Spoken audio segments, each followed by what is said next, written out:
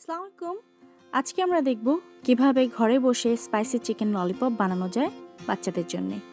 চলুন দেখে নিই। আমাদের প্রথমে কি কি লাগবে।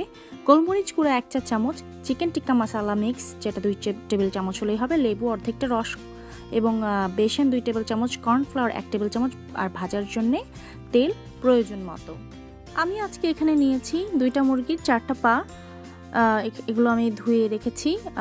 এখান থেকে উপরের দিক থেকে গোল করে মাংসটাকে ছাড়িয়ে এভাবে হাড়ের থেকে ছাড়িয়ে টেনে এটাকে নিচের দিকে নিয়ে আসতে হবে।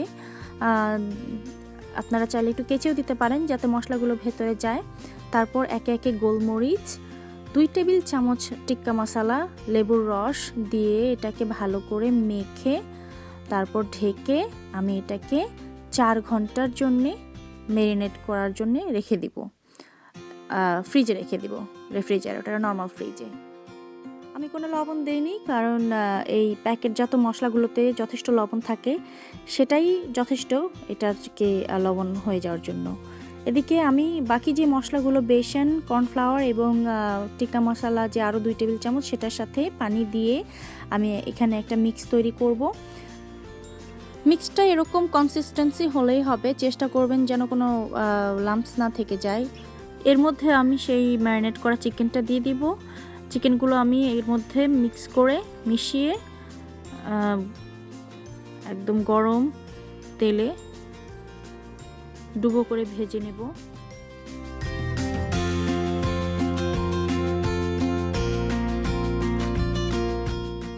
খেয়াল রাখতে হবে তেলটা যেন যথেষ্ট গরম থাকে।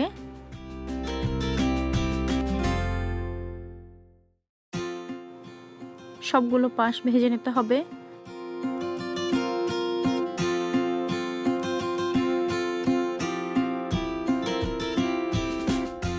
15 মিনিটের মতো ভাজলেই সম্ভবত হয়ে যাওয়ার কথা।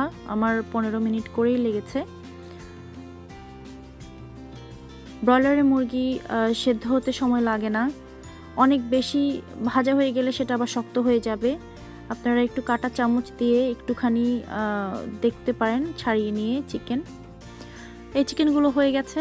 এখন আমি বাকি চিকেনগুলো ভেজে একইভাবে টিস্যুতে অথবা পেপার টাওয়ালে অথবা যে কোনো পেপারে, নিউজ পেপারের উপরে আপনারা উঠিয়ে নিতে পারেন অতিরিক্ত তেলটা শোষণ করে নেওয়ার জন্য।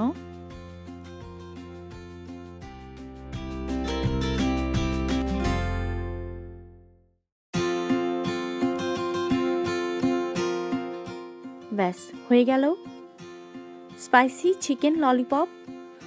এর সাথে পছন্দ মতো যে কোনো ডিপিং সস অথবা আপনারা চাইলে যে কোনোভাবে সাজাতে পারেন।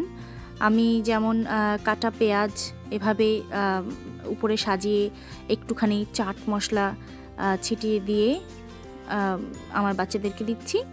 আমার মেয়েরা খুবই পছন্দ করে।